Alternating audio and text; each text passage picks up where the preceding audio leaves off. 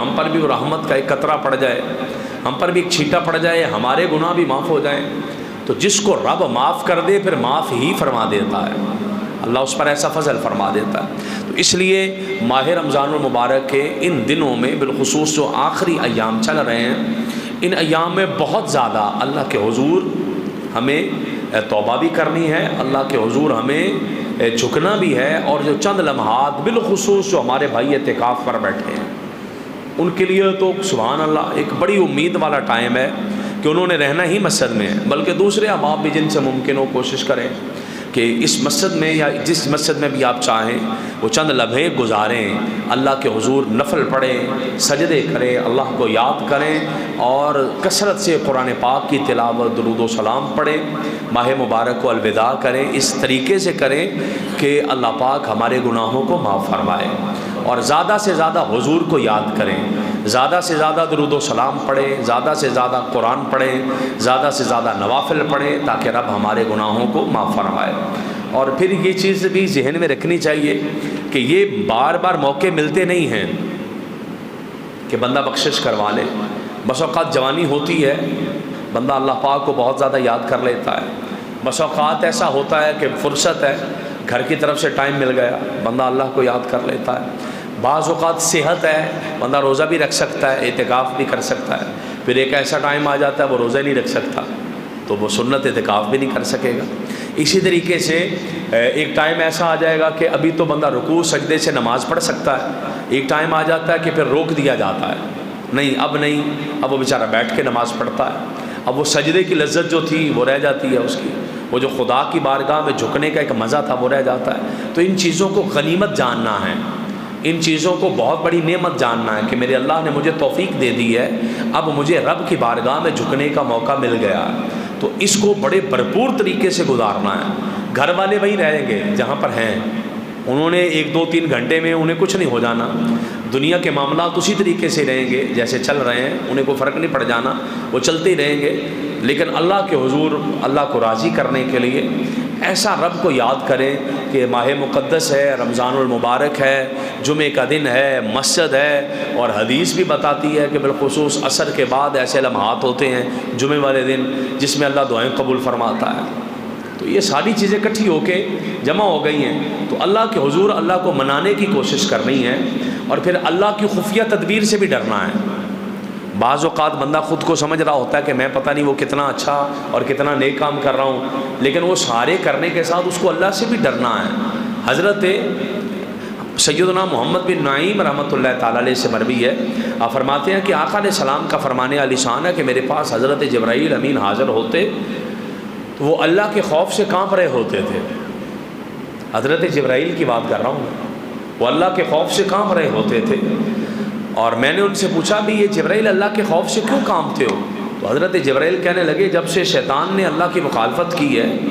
اور قرب اور بلند مرتبے اور مقام سے نیچے گر گیا، تو جبرائیل اور میکائیل دونوں ہی خوف خدا سے روتے ہیں، استغفار کرتے ہیں۔ تو میں نے ان سے پوچھتا، آقا علیہ السلام فرماتے ہیں میں نے ان سے پوچھتا کہ تم نے تو کسی پر ظلم نہیں کیا، فرشتے ہو، معصوم ہو، کوئی گناہ نہیں کیا، تو اس لیے اتنا روتے کیوں ہو؟ تو کہتے ہم خدا کی خفیہ تدبیر سے ڈرتے ہیں کہ کہیں ایسا نہ ہو کہ ہماری نیکیاں بھی ضائع ہو جائیں، کہیں ایسا نہ ہو کہ ہمارے اچھے عمل بھی ضائع ہو جائیں، تو اسی طریقے سے ہم روتے رہتے ہیں۔ تو اللہ پاک نے حضرت جبرائیل کے نام پیغام بھیجا کہ جبرائیل اسی طریقے سے ڈرتے رہنا، اسی طریقے سے ڈرتے رہنا، یہ لفظ ہیں حدیث پاک کے۔ یعنی اگر کوئی شخص یہ سمجھے کہ نہیں میں نے یہ کر دیا تو میں بخشا گیا، میں نے وہ کر دیا تو میں بخشا گیا، ایسا تھوڑی ہو جاتا ہے۔ اس کو اپنے رب سے ڈرنا پڑے گا، اس کو اپنے رب سے تعلق مضبوط رکھنا پڑے گا، خوف خدا اس کے دل میں رہنا چاہیے۔ اور حضرت بایزید بستامی رحمۃ اللہ تعالیٰ علیہ آپ کے بارے منقول ہے کہ جب آپ وضو فرماتے تو آپ کے اعضاء پر کب کبھی طاری ہو جاتی، اور سلطان العارفین ہیں حضرت بایزید بستامی، آپ کے جسم کے اعضاء پر کب کبھی طاری ہو جاتی، نماز کے لیے کھڑے ہوتے تکبیر کہتے تو کب کبھی ختم ہوتی۔ تو کسی نے ان سے پوچھا بھی آپ اتنا روتے ہیں، خوف خدا اتنا آپ پہ طاری ہو جاتا ہے، رنگ زرد ہو جاتا ہے، آپ کی حالت غیر ہو جاتی ہے، اس کی وجہ کیا ہے؟ تو آپ فرماتے ہیں میں خوف خدا سے ڈرتا ہوں کہ کہیں بدبختی مجھ پر غالب نہ آ جائے، میں مسجد سے اٹھ کے کہیں گرجے میں نہ گر جاؤں، میں خوف خدا میں اس طرح روتا ہوں کہ کہیں میرے اعمال برباد نہ ہو جائیں، میں یہود و نصارہ کے گرجوں میں نہ گر جاؤں، میں غیر مسلموں کے ہاں شامل نہ ہو جاؤں۔ اس طریقے سے روتے وہ ہیں سلطان العارفین۔ ہم تو کچھ بھی نہیں ہیں، ہم تو نہ سلطان العارفین ہیں، نہ عارف ہیں، نہ ولی ہیں، نہ صوفی ہیں، نہ کچھ ہیں، نہ کچھ ہیں۔ وہ سلطان العارفین ہو کر حضرت سلطان باہو سے بھی پہلے اتنا ڈر رہے ہیں رب سے، تو ہم کیوں نہ اپنے رب سے ڈریں؟ ہم اللہ کے خوف سے کیوں نہ کپ کپائیں؟ اور حضرت سیدنا سفیان ثوری رضی اللہ تعالیٰ عنہ کے بارے منقول ہے کہ آپ نے حج کا ارادہ فرمایا، مکہ مکرمہ سے روانہ ہوئے، کجاوے میں بیٹھے سواری میں، تو ساری رات کجاوے میں روتے رہے۔ کسی نے ان سے عرض کی کہ اے سفیان، آپ اتنا رو رہے ہیں، اس رونے کی وجہ کیا ہے؟ کہ آپ بہت گناہ گار ہیں، آپ نے بہت گناہ کیے ہیں؟ تو آپ فرمانے لگے نافرمانی تو میرے قریب بھی نہیں آتی، نافرمانی میں نہیں کرتا اللہ کی، میں نمازیں، روزے، صدقہ، خیرات، لوگوں کے حقوق ادا کرتا ہوں، نافرمانی تو میرے قریب بھی نہیں آئی، تو پھر آپ روتے اتنا کیوں ہیں؟ تو آپ فرمانے لگے کہ چھوٹے بڑے گناہ میں نے نہیں کیے، میرا رونا اس سبب سے ہے، میں ڈرتا ہوں کہ کہیں ایسا نہ ہو کہ ساری زندگی نیکیاں بھی کروں، ساری زندگی خدا کو بھی یاد کروں، ساری زندگی سجدے، روزے، نفل، نماز بھی کرتا رہوں، اور جب آخری ٹائم آئے تو میرا ایمان ہی نہ چھین لیا جائے، میرا ایمان نہ سلب ہو جائے، میرا ایمان نہ چھین لیا جائے۔ اور حضرت سیدنا سفیان ثوری رحمۃ اللہ تعالیٰ علیہ، آپ نے اس بندے سے ارشاد فرمایا کہ میں اس بات سے ڈرتا ہوں کہ آخری ٹائم میرا ایمان نہ چھین لیا جائے، میں کوئی ایسا کام نہ کر جاؤں جس سے میرا ایمان خراب ہو جائے۔ تو کہا جی ایسا بھی ممکن ہے؟ تو آپ فرمانے لگے ہاں، میں نے ایک بندے کو دیکھا جس نے 40 سال تک بیت اللہ کی صفائی کی ہے، مسجد کی خدمت کی ہے، 40 سال خدا کے گھر کی۔ کوئی ایسا اس سے عمل ہو گیا کہ اس نے کوئی ایسی حرکت کر بیٹھا ہو کہ جس سے رب ناراض ہو گیا۔ جب رب ناراض ہوا، اور ایسا وہ بندہ نیک تھا کہ اس کے وسیلے سے کوئی دعا مانگتا تو اللہ بارش دے دیتا تھا، بیمار اس کے پاس جا کر کہتے کہ دعا کرو اللہ شفا دے دیتا، وہ ایسا نیک اور پرہیزگار آدمی۔ لیکن جب اس کے کوئی ایسا جملہ اس کے منہ سے نکل گیا، کوئی ایسا مسئلہ ہو گیا، اللہ پاک نے اس کا ایمان چھین لیا، مرتے وقت وہ کافر ہو گیا تھا، اور جب مرا تو اس کا منہ خانہ کعبہ کی طرف سے پھیر دیا گیا، دوسری طرف اس کا منہ کر دیا گیا، اور اس کا ایمان چھین لیا گیا۔ حضرت سفیان ثوری کہتے ہیں میں گناہوں کی وجہ سے نہیں ڈر رہا، میں تو اس وجہ سے ڈر رہا ہوں کہ کہیں میرا ایمان نہ چھین لیا جائے۔ اس لیے یہ بڑے ڈرنے کا مقام ہے، یہ بڑی دلیری سے بات کرنے کا ٹائم نہیں ہوتا کہ جو منہ میں آیا کیا دیا، جیسے منہ میں آیا کیا دیا، جو جس کے بارے آیا کیا دیا، نہ ایسا تھوڑی ہو جاتا ہے، ایسا تو نہیں ہوتا۔ اس لیے یہ بڑی سمجھنے والی چیز ہے کہ ہمیں اپنے رب کو راضی رکھنا ہے۔ ماہ مقدس کا آخری دن ہے، پتہ نہیں اگلا رمضان نصیب ہونا کہ نہیں ہونا، پتہ نہیں اگلے رمضان کے کسی جمعے میں ہم مسجد میں بیٹھ سکے کہ نہ بیٹھ سکے۔ اس رب نے ہماری تقدیر میں کیا لکھا ہے، کیوں نہ ہو کہ اگر کچھ برا بھی ہے تو آج ایسا جمعہ ادا کر جائیں کہ رب اس کو مٹا دے، آج ایسا سجدہ کر جائیں کہ رب راضی ہو جائے، کیوں نہ ایسا کر جائیں کہ اللہ پاک راضی ہو جائے، اور اللہ پاک ہم پر فضل کر دے، اللہ پاک ہم پر اپنی رحمت کر دے۔ اور میں نے ایک روایت پڑھی، ایک مؤذن نے 40 سال تک مسجد میں اذان دی ہے، 40 سال، حالانکہ حدیث کہتی ہے کہ جس نے 7 سال اللہ کی رضا کے لیے اذان دے دی، اللہ اس کے سارے گناہ معاف فرما دے گا۔ لیکن جب ہم رب کی خفیہ تدبیر سے نہیں نہ ڈرتے، ہم اس کو سمجھتے نہیں ہیں رب کی خفیہ تدبیر کو، تو پھر بس اوقات گریبان تک ہاتھ آ جاتا ہے، بس اوقات بندہ پکڑ میں آ جاتا ہے۔ 40 سال تک اذان دی، مینارے پر چڑھا اذان دینے کے لیے، تو اس کی نظر پڑ گئی ایک عیسائی عورت پر، نصرانی عورت پر، اپنا دل ہار بیٹھا، اس عورت کو کہنے لگا میں تجھ سے نکاح کرنا چاہتا ہوں، اذان چھوڑ آیا، اس عورت کے پاس آ گیا، نکاح کرنا چاہتا ہوں۔ اس نے کہا میرا حق مہر بہت وزنی ہے، تو دے نہیں سکے گا۔ اس نے کہا یہ کون سی بات ہے، میں دوں گا تیرا حق مہر۔ اس نے کہا میرا حق مہر یہ ہے کہ تجھے اپنا مذہب چھوڑ کے عیسائی ہونا پڑے گا۔ اس نے 40 سال اذانیں دی ہیں، ایک لمحہ نہیں لگایا، کہنے لگا میں نے اپنا مذہب چھوڑا، میں عیسائی ہو گیا۔ 40 سال کے بعد، 40 سال اذانیں دینے کے بعد مذہب چھوڑ کے عیسائی ہو جاتا ہے، اور اوپر چھت پہ کھڑا اس سے باتیں کر رہا ہے، تو وہ کہنے لگی میرا باپ نیچے ہے، جا میرے باپ سے جا کے بات کر لے، اگر میرا باپ راضی ہوتا ہے تو میں تو اسے شادی کر لیتی ہوں۔ اب یہ گیا اس کے باپ سے بات کرنے کے لیے، سیڑھیاں اتر رہا ہے، پاؤں پھسلا، گردن کی ہڈی ٹوٹ گئی، وہیں پہ مر گیا۔ 40 سال کی عبادات کی ہیں اور اس لڑکی کو بھی حاصل نہ کر سکا اور اپنی عبادات بھی نہ سنبھال سکا۔ اس لیے میں تو ہمیں بڑا ڈر کے رب کی بارگاہ میں اس طریقے سے توبہ کرنی ہے کہ اللہ پاک ہمارے اعمال کو، بس جو ہم نے کر لیے نا ٹوٹے پھوٹے، رب ان کی حفاظت کر دے،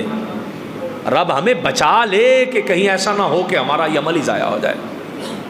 اللہ پاک ہمیں محفوظ کر لے، ایسا نہ ہو کہ کوئی ایسا عمل ہم کر بیٹھیں کہ اللہ کی پکڑ میں آ جائیں، کوئی ایسا عمل کر بیٹھیں کہ اللہ پاک ہمیں معاذ اللہ استغفر اللہ پاک ہمارے گناہ جو ہیں وہ ہمارے پھندے میں پڑ جائیں اور ہماری جو کام بھی خراب ہو جائے۔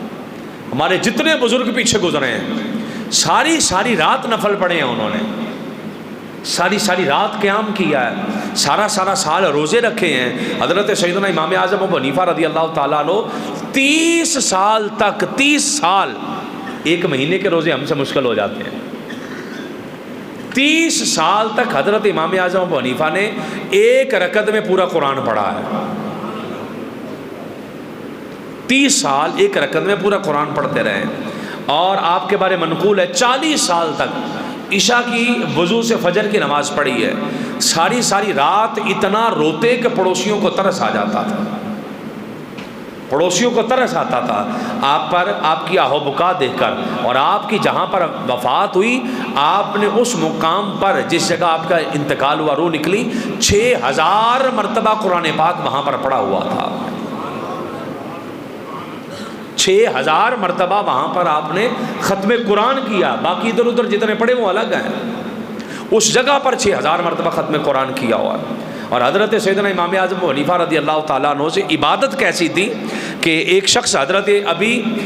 زائد رحمۃ اللہ تعالیٰ علیہ کہتے ہیں کہ میرا دل کیا کہ امام اعظم ابو حنیفہ سے کوئی مسئلہ پوچھوں، میں مسجد چلا گیا،